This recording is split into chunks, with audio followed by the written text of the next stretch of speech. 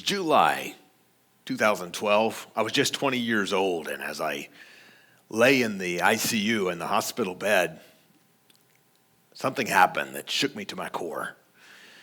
At 20 years old, always being relatively healthy, I thought I had my whole life ahead of me, and as the doctor I heard in the background talking to my parents, he said these words.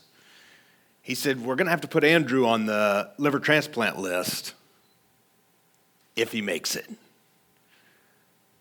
If I make it, I thought I had my whole life ahead of me, and now I'm laying here between life and death. Could it really all be over? At that moment, I'd done the only thing I knew to do, and I said, "God, if you'll get me out of here alive, I'll help everybody I can." About 8 days later, I am walking out of the hospital with the doctor looking at me and says, "Andrew, you are a walking miracle."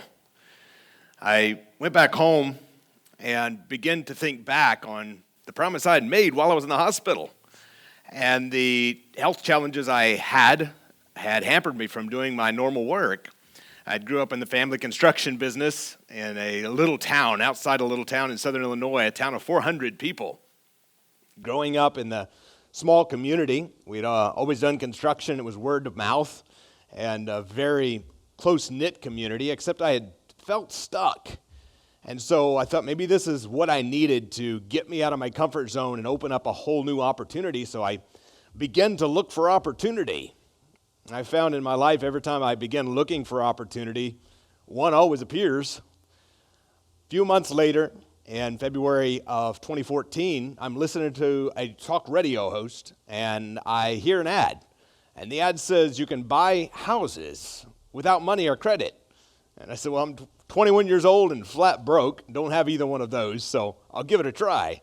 So I called the radio ad, and I wound up a few weeks later at a seminar where I started learning to buy houses, and I started to succeed in that. I'd found something I enjoyed doing, and my desire with that was to help other people, to give back to my community, to charities, to churches, to people in need, and to make a difference. Except again, I began to feel stuck. I went on to buy 50 houses that next year and then continued to grow. And as I flourished in that business, by all standards, I still felt I was stuck. The same repetition. I had struggled with slow self-esteem for many years, and it was something that haunted me. Until one day I looked up and I said, "Wait a second, Andrew. I'm made in God's image. How can I struggle with low self-esteem? What if there's room for you to be awesome and me to be awesome too?" That's what led me to the question on a whole new path of self-discovery. Who am I? And more importantly, who do I want to be? Who is Andrew Schlag was a question that I began to roll over in my mind. And I said, who is Andrew Schlag? And what if that can change? As I continued to grow in the real estate investing business, people began to come to me and ask me how I'd got started. I helped them get started as well, and I've seen some people have success, and that was exciting to me, except I knew I wanted balance. I said, I think my purpose, my mission is to help people change their relationship with themselves, with God, with money, and to live a whole new life. As time rolled on and I continued growing the businesses, and I continued at times feeling very stuck, I encountered a very challenging time in my business a few years later in 2019.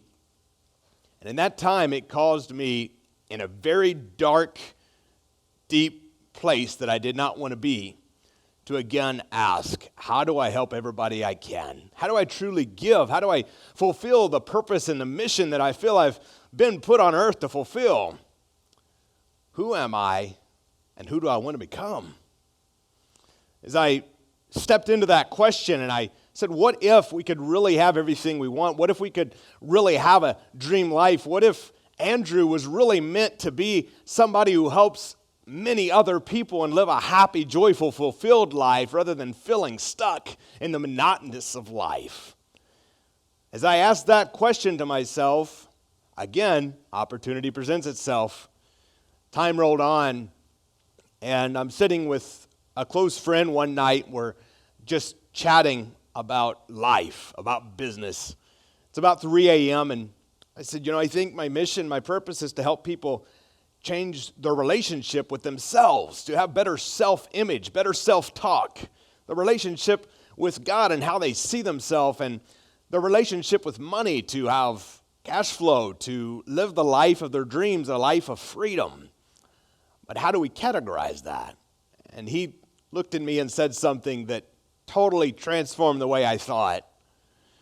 He said, Andrew, I break it down into 7 categories. He began to name off to me 7 categories of life. And I said, well, I have financial mentors. I have business mentors. I have mindset mentors. I have health and fitness mentors. I have spiritual mentors. I have all these mentors in my life, except how do we encompass that all into one? How do we live a life that is balanced to truly fulfill our mission and a purpose? What if I started asking myself, rather than why is this happening to me, ask myself, what is this happening for me? I began to journal and write down. As I led on the path to self-discovery and the questions to ask, who am I and who do I want to be, I began to write out, who am I and who I want to be. I began to write out my daily activities and what I had discovered about myself, about my business, about my life, and about my dreams, about my vision, and again, fulfilling my purpose.